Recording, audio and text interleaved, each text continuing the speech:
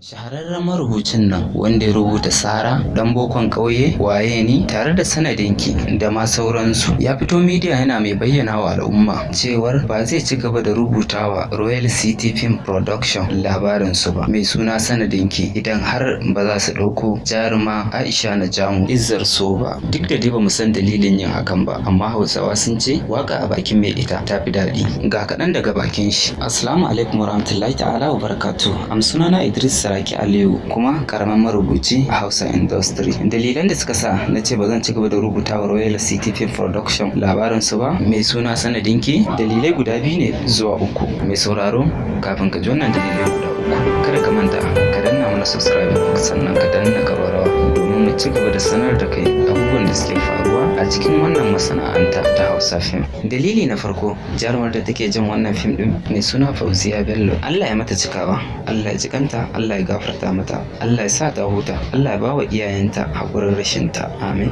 Bayan ana ta cece kucin cewa aiki ya tsaya, sai muke kawo shawara a za iya ci gaba da aikin, sannan kuma za mu iya ɗaukan wata jarumar mu ɗaura ta akan wannan aiki. To sai na duba na gani cewa a yanda wata yarinyar wacce muka rasa take wannan aiki tana ƙoƙari sosai, to amma me yasa yanzu ba za mu nemo wacce za ta iya maye gurbin wannan? Shine ne tunanin cewa ya kamata a samo jaruma wacce za ta maye gurbin wacce za ta yi aiki mai kyau. Sai na duba na bincika, babu wata yarinya da ta dace da wannan aikin illa Aisha Najamu. Ita ce idan ta hau wannan role din fim din za ta taka rawar da ake bukata.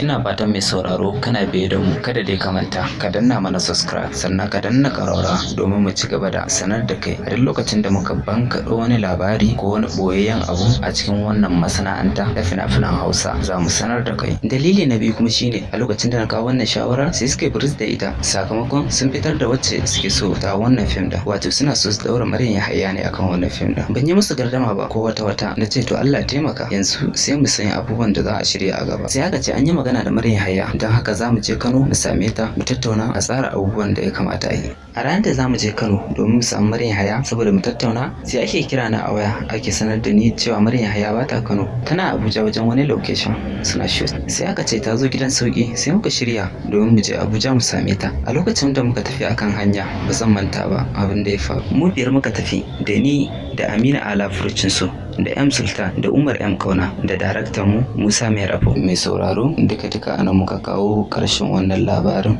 Insha Allahu idan kana biye da mu sati mai zuwa, idan mai duka mai komai ya yarda, za mu kawo muku ci gaban wannan labarin domin ku ji abubuwan da suka faru da ma abubuwan da suka faru akan hanyar kafin su je domin su ga ita Maryam Yahaya din. Insha Allahu za ku ji. Sannan kada ku manta ku danna mana subscribe, ku danna ƙararrawa domin za ku ci gaba da jin ire-iren waɗannan labaran da suka ɓoye a cikin wannan masana'anta ke ta fina-finan Hausa, da dukkan wasu abubuwa da suka shige muku duhu. Za ku iya turo mana tambayoyi, mu kuma za mu amsa muku tambayoyinku ta kan wannan lambar. Idan za ku turo da tambayoyinku ga wannan lamba da kuke kallo akan wannan screen.